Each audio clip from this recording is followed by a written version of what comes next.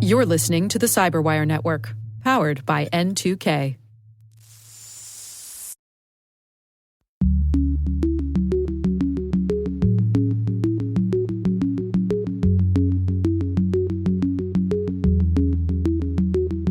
Diversity is a moral imperative and it's an ethical imperative, but in cybersecurity, it has to be part of the mission.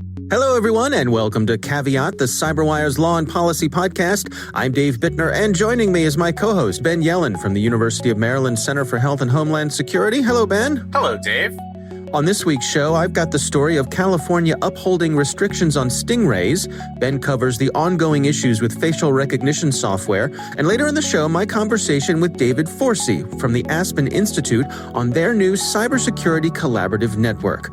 While this show covers legal topics and Ben is a lawyer, the views expressed do not constitute legal advice. For official legal advice on any of the topics we cover, please contact your attorney. And now, a word from our sponsor, SpyCloud, the cybercrime analytics leader. SpyCloud disrupts cybercrime by telling you what criminals know about your business and your customers, so you can take action to prevent ransomware, session hijacking, account takeover, and online fraud. SpyCloud constantly recaptures and analyzes new data from the criminal underground, including credentials, session cookies, and PII siphoned from malware-infected devices. With knowledge of the specific exposed data criminals have in hand from InfoStealer malware on managed and unmanaged devices, security teams can respond with a more efficient and effective process called post-infection remediation that fits seamlessly into existing incident response frameworks. Get SpyCloud's post-infection remediation guide outlining the 7 steps for preventing a malware infection from becoming a full-blown ransomware incident. Visit spycloud.com/cyberwire. That's spycloud.com/cyberwire. And we thank SpyCloud for sponsoring our show.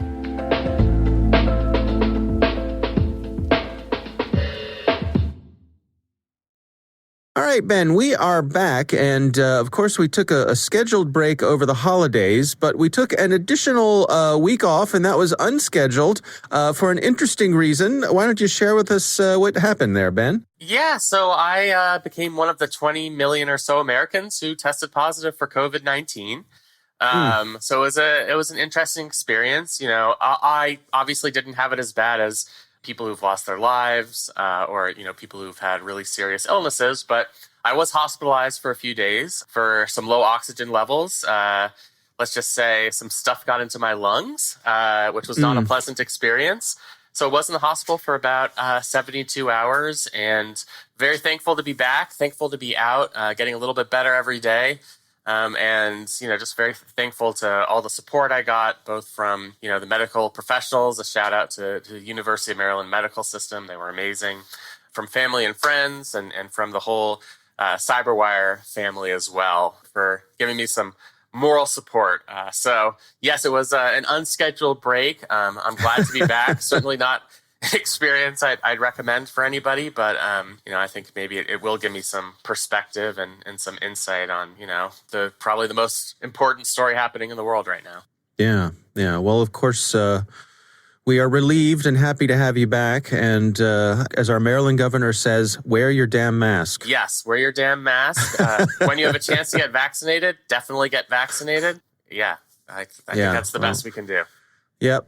Well, like I said, we're so happy that you are well on your way to being recovered. And it was, it's never good news when someone you care about comes down with something. But, we were all, it was a bit of a kick in the gut for all of us here, and me personally, just because, to have someone so close to you come down with something like this. I believe you sent me a message from the ER saying, well, Dave, we're not recording tomorrow, and here's why. I was like, oh, man. It shows how much I care about the podcast that even from the ER, I was thinking about our loyal listeners.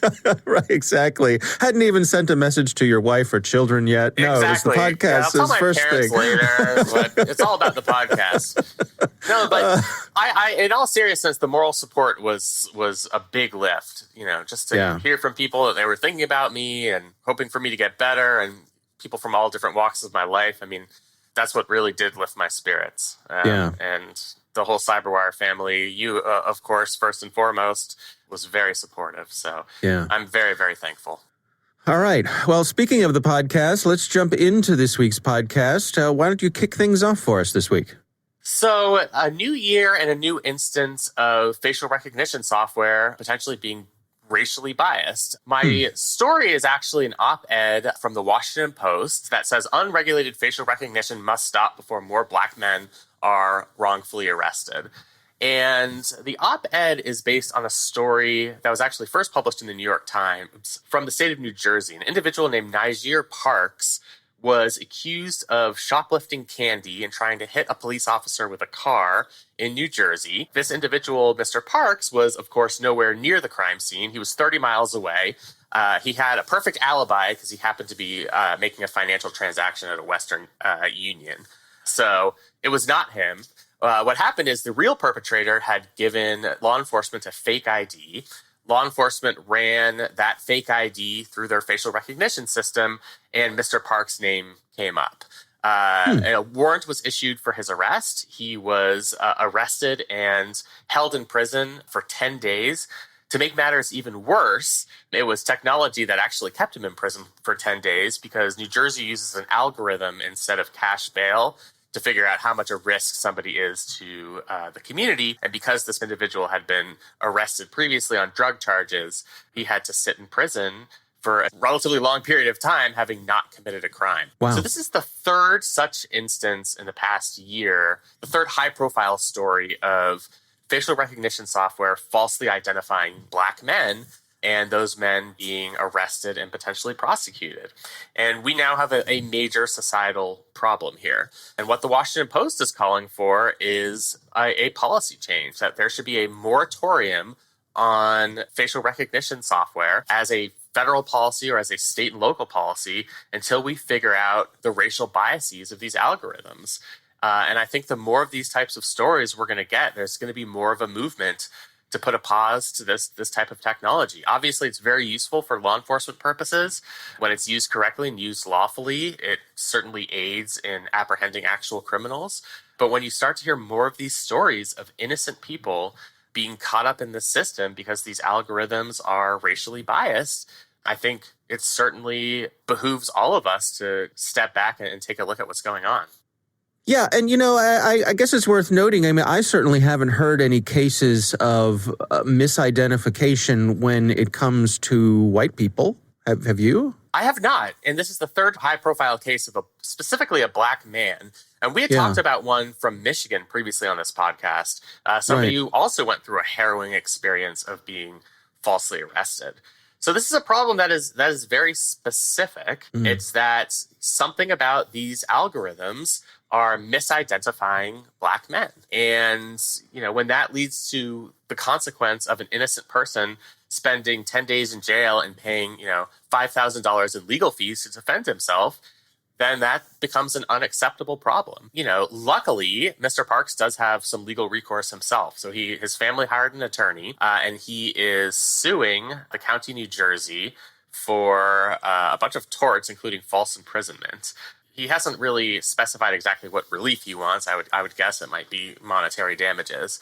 But hopefully, with the support of groups like the ACLU, he can get justice for what happened to him. Right. But in a broader sense, now that we've identified this problem, it's happened in a number of circumstances, I don't think it's acceptable for us to continue the use of this technology while this problem persists, unless we really look under the hood and start to understand why this keeps happening. When I saw that you were going to be talking about this story, it reminded me of another story I'd seen come by last year, which was it was a study from Georgia Tech. And I'll link to a write-up on it. It's from the Streets Blog USA, which is a blog that covers transit issues, pedestrian issues, things like that. But talking about this study from Georgia Tech that found that automated vehicles may not detect darker-skinned pedestrians as often as lighter ones.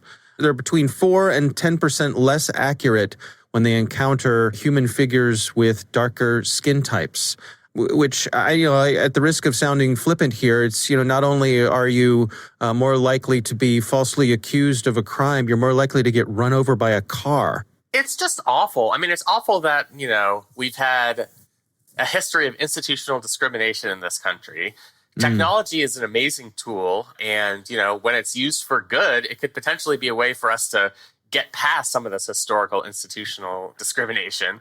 But now we're seeing that technology, largely because at its core it's created by human beings, is perhaps just as racially biased as we are as people. Yeah. And, it's something that I think as technology develops, we can't, as a matter of policy, allow technology to develop and become prevalent, particularly as it's used by government institutions, unless we take account of this very serious problem. I think racial equity has to be a part of the development of these technologies and policy making around these technologies. Yeah. It can't just be sort of an afterthought after we have these high profile instances of people being falsely arrested. Well, one of the things that the researchers at Georgia Tech pointed out was that the training data that they use on these artificial intelligence systems, they use 3.5 times more examples of white people than black and brown people. So it would follow that they'd have more accuracy on white people than black and brown people. But there's no shortage of photos of black and brown people, right? There certainly are not. So, as you say, somebody's got to have their finger on the button to be equalizing these training things. I want to be careful to not be too sympathetic to the unconscious biases of the people who are doing this, because I suspect they didn't set out to do bad. Absolutely right? not. Absolutely not. But, yeah. But the results are what they are. Right. And, we were talking about this offline. You could say, sure, the research subjects are going to be more white because white people are still the majority in this country. Right. But, part of taking racial equity into consideration with this technology is actively making decisions to augment that research. So whether it's larger subsamples of African Americans or people of other races, you have to make decisions with that context in mind. It has to be part of all levels of policymaking related to artificial intelligence. Yeah. And you'd think that we've been at this long enough, that this has come up enough over the past, even just the past couple of years, that anybody working on this would be laser focused on making sure that they had taken this bias out of their work. And yet here we are. Yeah. I mean, you'd think so. Part of it is that, the technologists themselves aren't, not to use, this is certainly an overused term, but they might not be woke enough to realize how prevalent these racial biases are. And policymakers in some instances might look the other way because, for something like facial recognition, it's such an effective law enforcement tool in their minds that perhaps they're willing to tolerate a little bit of racial bias. So that's why I think we kind of have to attack this from all angles, both while the technology is being developed, kind of institutionalize that. And then as a policy matter, make sure that if a department adopts a technology, that it's been thoroughly vetted to make sure that these types of incidents don't happen in the future. Yeah. All right. Well, it's certainly an interesting story. My story this week comes from the Lawfare blog, written by Malin Fiddler. And it's titled, Court Upholds Legal Challenge Under California Statewide Stingray Law. Ben, there's nothing we love more on this show than a stingray story. And right? then when you combine California and stingrays, this is very on brand for us. Your dear hometown, home state of California, and stingrays. This is an interesting read for a couple reasons, and I'm really looking forward to digging in here with you, because I think this is, talk about a conversation about policy and how policy gets done and policy gets made. So if we rewind here, I'm going to try to give an overview here, and please step in, correct me if I'm wrong or if I misspeak. But California, back in 2015, put in place a state law which governed the use of cell site simulators. So Stingrays, these are the devices we've spoken of that are able to simulate a cell phone tower, and law enforcement can use them to basically track the use of mobile devices within a certain area. And of course, these are controversial because not only do they capture the people who they may be targeting, but they capture everybody in the area. All of us, yes. All of us, right. So there's a privacy issue there. They were originally developed and sold to federal level law enforcement for the reasons of stated reasons of fighting things like terrorism. But more and more they've trickled down and are being used for local petty crime kinds of things. Right. Somebody shoplifts from a local 7-Eleven and next thing you know, somebody's using a Stingray to track them down. Yeah. And so on and so forth. So the California law required that localities have a real transparency regimen in place here. They had to have, before they implemented this sort of technology, before they purchased it, they had to have public meetings about it. It had to be part of their local process. So it had to be up front. The public had to be able to comment about it ahead of time. Do I have it right so far? You do. Yeah, you do. So this was a statute that passed in 2015 in California. The author of this article, and I believe she's correct, says that this is the only law of this kind in the country where, it's not about mandating a warrant for the usage of a Stingray in an individual circumstance. It's a broader requirement for these sort of procedural steps that have to be taken, a public hearing, a chance for the general public to weigh in on this policy. So that's exactly right. Yeah. So what happened over time is that some of the localities found ways to massage how they followed this regulation. Yes, that's putting it mildly, yes. And that led to some lawsuits, which is, how these things get tested. And the upshot of it is that the courts have upheld it. Am I still on track here, Ben? You are absolutely on track. And the lawsuit came from the city of Vallejo, which is kind of on the outer stretches of the San Francisco Bay Area. And they did sort of try to cut corners. Basically, the city of Vallejo put in a usage policy for Stingrays and a privacy policy. That's all they did. They didn't actually have any public hearings. They thought that they were complying with this law because this law really hadn't been enforced. But it turns out that the courts agreed with the plaintiffs who said that the law mandated that there have to be these public proceedings on the record following, public meetings laws so that the public gets a chance to weigh in and, at least have the chance to become aware of what policies are being made. Yeah. Now, the thing that really interested me here that I had not considered that this story points out is how a law like this changes the equation when it comes to how a device like a Stingray is considered by the general public, how it moves the reaction to a Stingray from being reactive, from happening after the device has been used, someone has been charged with a crime, that sort of thing, which they point out in this article is a slow process. It attempts to take that process and move it to the head of the line. So before something happens to someone, as a community, people have a chance to talk about this, to decide whether or not this is something we want. I think that's a really interesting point from a policy point of view. Yeah. So as this article, and I think this gets at what you're saying, what the article says is one of the problems with Fourth Amendment jurisprudence is oftentimes the only chance you get to challenge this type of surveillance is after you've already been arrested and prosecuted. And we want to have a chance to challenge these types of policies before you're behind bars and fighting for your freedom. So, I think that's really the purpose of this law is to allow the public to weigh in a situation where they're not facing criminal prosecution and are desperate and are, only fighting for themselves. So I think it helps alleviate, it's sort of a prophylactic that helps alleviate one of the biggest problems with the Fourth Amendment is that you can really only challenge it after you've been caught and have to go through a criminal proceeding. Right. So that's what I think is so interesting about this law. And, I think it's good to see that the court is taking it seriously. Oftentimes you have public meetings laws where it just becomes a box checking exercise. We see this a lot on the federal level with administrative law, where they kind of go through the motions of allowing notice and comment before a final rule goes into place, but it's not as stringent and enforcement as it potentially could be. So it's good to see that the court in California is requiring localities to take this seriously. Yeah. Yeah. No, it's an interesting article, and they say here that other cities in California may follow suit, I guess literally suit, or be sued, or that people are going to challenge this, and it may make its way around the nation as other states and localities follow what's going on here. Interesting little side note, they mentioned that Harris Corporation, who's the main manufacturer of Stingrays, they've said that they're going to stop supplying local agencies.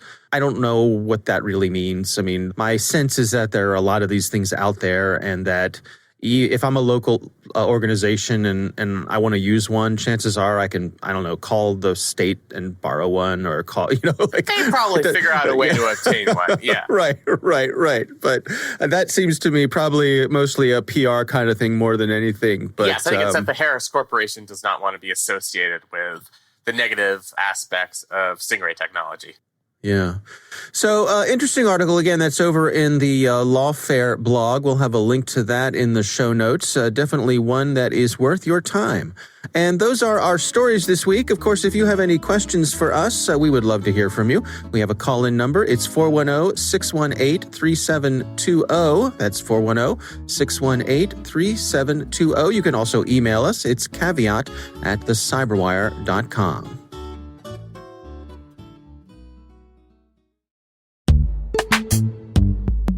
This episode is brought to you by Palo Alto Networks, the leader in cybersecurity. As AI-driven attacks increase, organizations can't afford to have network security that's stuck in the past. Discover how Palo Alto Networks can help you predict what's coming and proactively secure against it with a zero-trust, AI-powered network security platform built to secure whatever, whenever, wherever. To learn more, visit paloaltonetworks.com/network security platform.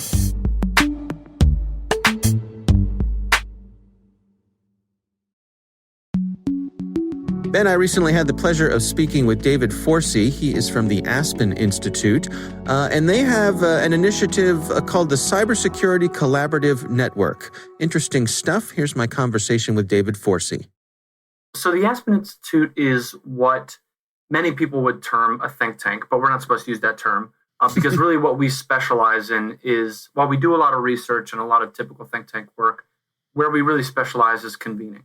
It was founded many years ago in Aspen, but our headquarters is in Washington, D.C., and we convene across a range of areas. We CEOs, young entrepreneurs in various areas, and what the Aspen Cybersecurity Group does is not just convene chief information security officers, which, a lot of groups do, but we also have, Vince Cerf from Google. We have the general counsel at AIG and Apple. We've got the CEO of Northrop Grumman and Johnson & Johnson, two congressmen, Congressman Will Hurd and Congressman Jim Langevin, leading researchers, and then we have former directors of the NSA, Michael Hayden and Keith Alexander. So when this group speaks, we really try to speak with many different perspectives, and that's essential because what we're trying to do here is operationalize consensus solutions to big cybersecurity problems that affect multiple sectors, private sector and government, big national security level cybersecurity problems. And when we speak with this many perspectives, the ideas we advocate for are less likely to run into the kind of Washington buzzsaw that often greets really great ideas in cybersecurity, if that makes sense. Yeah, it absolutely does. So, this is, the publication is titled A National Cybersecurity Agenda for Resilient Digital Infrastructure. What was the impetus for creating this report? So obviously there's a lot going on right now. We had an interesting year, and we have a major transition in Washington coming up. We're going to have a new White House, we're going to have new Congress, new chairmanships, and new staffers coming in and going out. There's about to be a lot of change in D.C., and we wanted federal policymakers specifically to be focused on areas where we thought we could really move the needle in the next term. So next 2 to 4 years, where are some areas where we can really make tangible progress? So that tends to be areas where there's already a foundation for a lot of success, but where, we just need some oomph from the federal government to really scale success. So that's what we try and lay out here. Now, there are some things that we don't touch on for specific reasons. For instance, we don't speak really at all about offensive cyber operations, a lot of aspects of the black budget, because a lot of others are focused on that. And we actually feel like sometimes that gets a little too much attention, and there needs to be a little more focus on Congress on the defensive aspect of national resiliency. Well, one of the things that caught my eye here in the report is that in the foreword, you begin by speaking about a public health crisis that took hold of London. Listeners to this show know that I often find that to be a useful metaphor to compare cybersecurity to public health. Can you take me through your perspective on that aspect of it? The pandemic it's interesting timing to be discussing this because before the pandemic, many public health experts were warning for many years that we were going to hit a serious problem. And we finally did. And it was clear that we just didn't make the investment to prepare for it. And in cybersecurity, it's really the same way. It's like a boiling frog, right? We have hospitals being hit every day. We have new breaches occurring every day. We now are in the midst of the solar wind investigation, which could end up being one of the more significant cyber attacks we've had. And yet we still just pay lip service to it. And companies do not invest in the ways they should. Government does not invest in the ways they should. Now, I don't know who it was that said, show me your budget and I'll show you your priorities. And so we just want people to start treating it less like a problem, which often gets people to shut down. We know that the Cyber 9/11 and Cyber Pearl Harbor analogies just haven't really worked. They haven't moved the needle in terms of people's attention. And to start thinking it more as just the foundational infrastructure on which society depends. And it's just like water infrastructure, right? No one would claim that we do not need water infrastructure to keep our water clean. It's the same thing. Digital data is water. Cybersecurity is the infrastructure that actually makes it work for us. So that's why we opened with that metaphor, if that makes sense. Do you suppose, we need something along the lines of the EPA for cyber, an organization who's responsible for looking over those things? That's something that some people have recommended. Personally, we don't take a position on that in this report. Creating a whole new agency for nationwide and whole of society cybersecurity would not be something that's probably doable in the next term. And what we really want to focus on here is actionable things that can move the dial. Most, if not all, agencies do have offices that focus on their particular area of the problem in cybersecurity, but it's something that certainly should always be open for discussion. Well, there are 5 areas that you all focus on here in the report. Can we go through those together? We start with education and workforce development. And this is something a lot of people in the space are very familiar with. We have about 520,000 open cybersecurity roles in the United States today. And we just haven't made a lot of progress. In the past, I think it's 2 years, our open positions have increased by 62%. And it's just outpacing our ability to actually fill these jobs. We start with the assumption that one of the reasons this is the case, one of the reasons we're not making more progress, is we're fundamentally restricting our view of cybersecurity talent, right? There's about 200 million people, I think it's 212 million people of working age in the United States. If just 0.2% of those people are capable and interested in performing cybersecurity roles, we have more than enough to fill 520,000 jobs.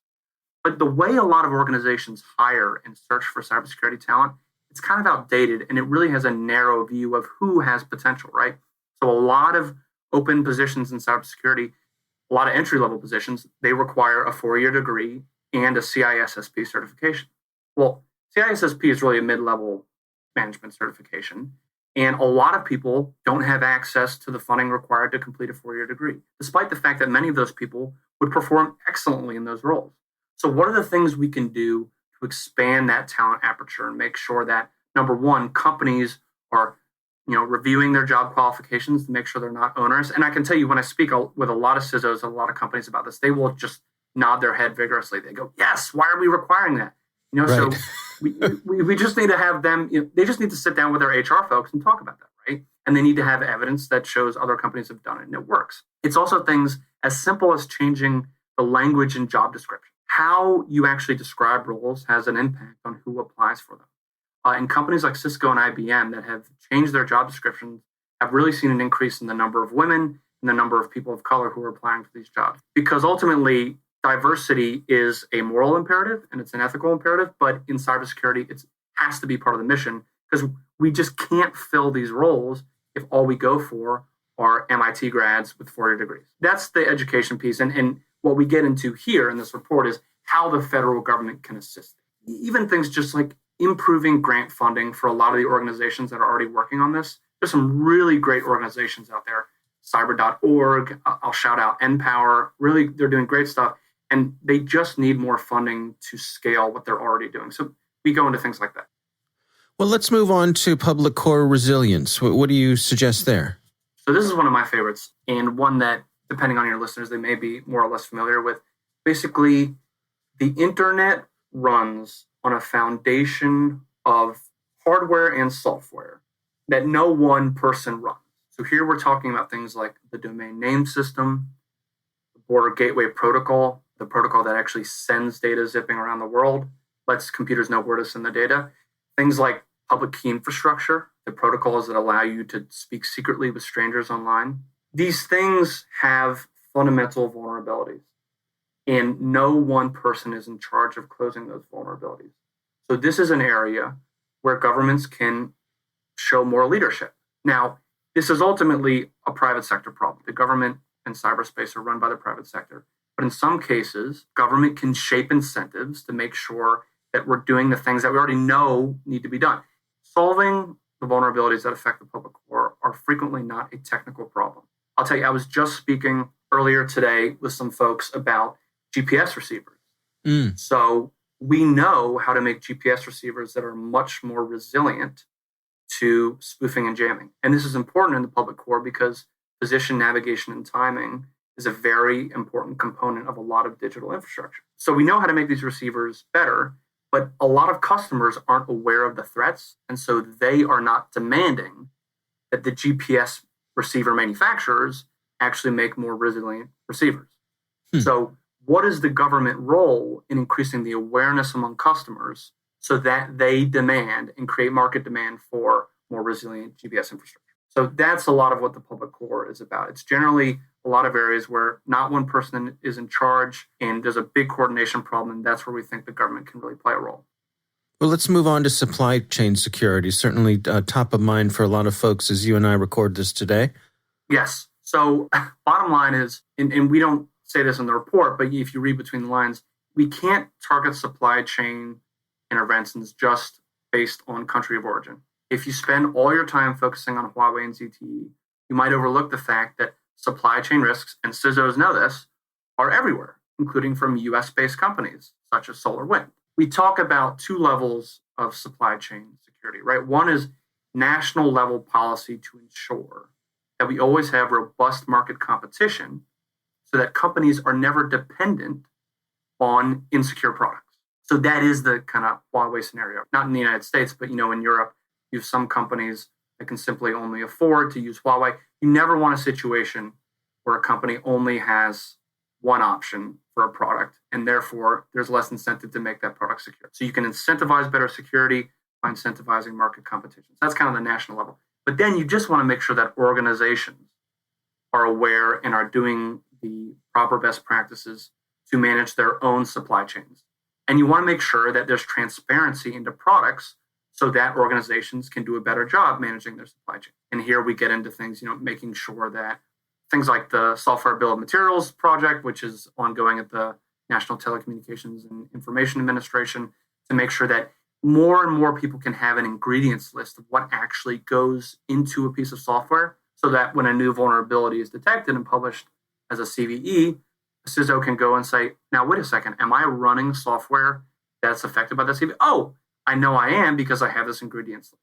So transparency is really important to make sure that organizations can manage their risk. And at a more national level, you want to make sure we have the government incentivizing market competition in the most critical sectors to ensure that there are market incentives for better security. And then the last two areas you focus on out of the five are measuring cybersecurity and promoting operational collaboration. Can we go through those? Yeah, and I should point out that these are not in any particular order. These are all equally important in our minds. So measuring cybersecurity. So right now, we know where COVID positive tests are taking place. We generally know which hospitals are at capacity, and we can make national, state, and local level policy decisions based on that data. We have nothing like that in the cybersecurity space. We don't really know who's getting hit. We don't know why they're always getting hit. We don't know what resources people have. We need a concerted government effort to start combining data collection so that we can start making evidence-based policy. Because if you're not making evidence-based policy, you're just throwing spaghetti and see what sticks. So that's essential going forward for the new administration, is to really focus on how we can start actually measuring whether we're making an impact. And the place where we start is just the high-level data. Then we move on to the metrics. There's a lot of good stuff going on in industry about developing metrics, and we feel the first step is for the government to start just collecting higher-level data, sharing that so researchers can determine whether policy is actually being effective. And then promoting operational collaboration is really about moving beyond the information sharing discussion to start coordinating joint action and planning between high capability actors in the private sector and high capability actors in the federal government. So this is to make sure that, let's say a major company is about to launch a takedown operation of a botnet controlled by a criminal organization. You want to make sure that government agencies are aware, can coordinate their own takedown activities, and don't get in the way. Because if they move too early, they might tip the hand of the private sector organization and screw up the whole operation. So you want to make sure that all these people really know each other. And this might sound wishy-washy, but the fact is, you want to start building friendships between, say, analysts at this bank and analysts at this government agency. Because that's when you start building the trust that's required to actually overcome a lot of the cultural barriers that exist here.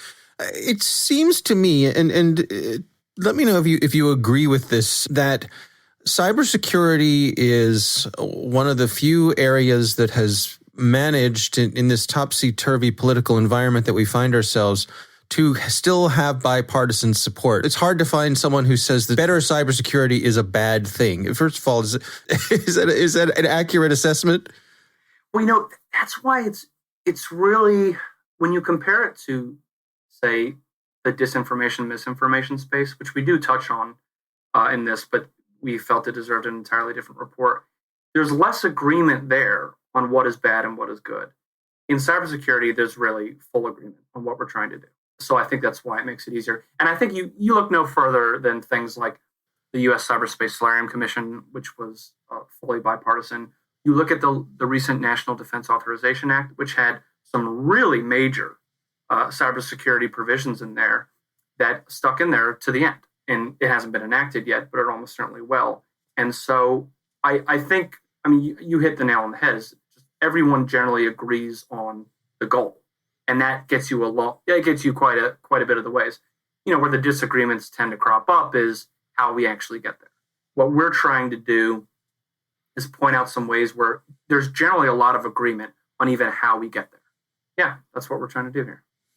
And what do you say to that person who's listening to this, who has an interest in this sort of thing, would like to see these sorts of things move forward, supports your efforts? How can they participate? Is it as simple as reaching out to the representatives?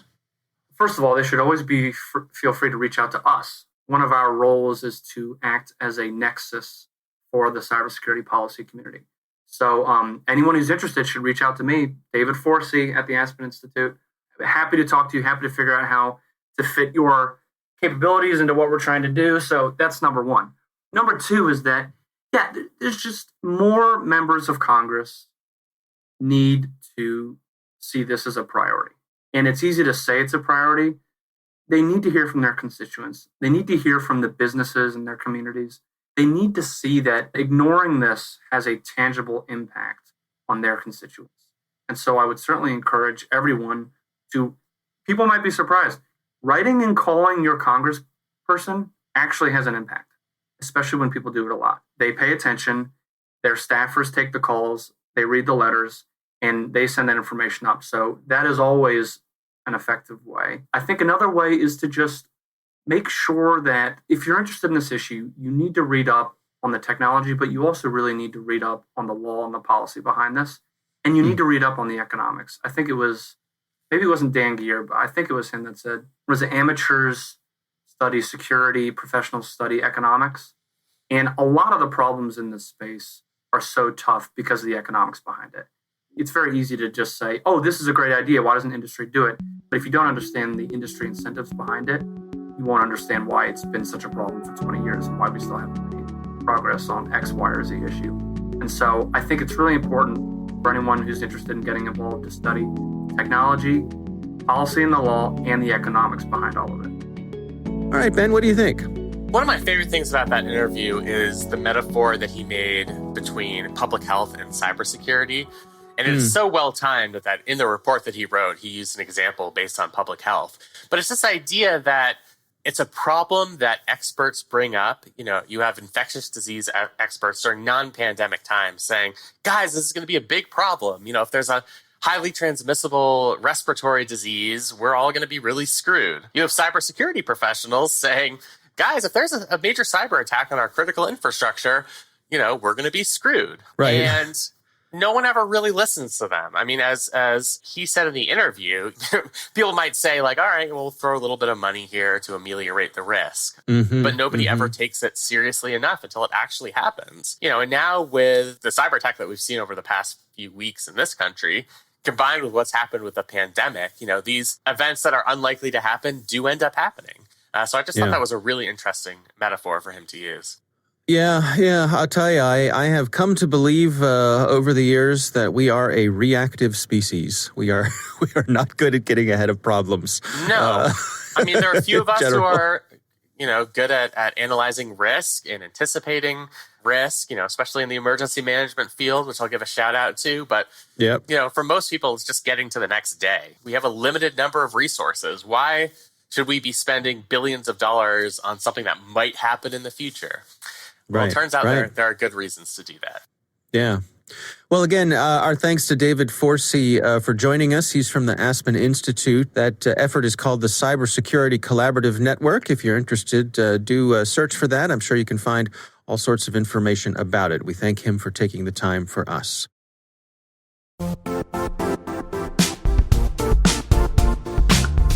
Now, a word from our sponsor, the Johns Hopkins University Information Security Institute, currently seeking qualified applicants for its innovative Master of Science in Security Informatics degree program.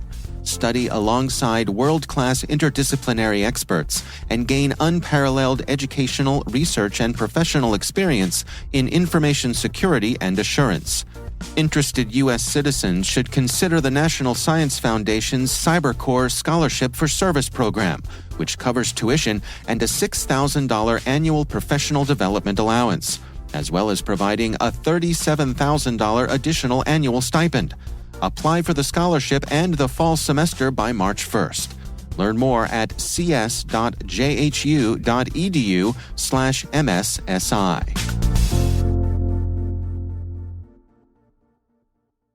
That is our show. We want to thank all of you for listening. The Caveat podcast is proudly produced in Maryland at the startup studios of Data Tribe, where they're co-building the next generation of cybersecurity teams and technologies. Our coordinating producers are Kelsey Bond and Jennifer Iben. Our executive editor is Peter Kilpie. I'm Dave Bittner. And I'm Ben Yellen. Thanks for listening.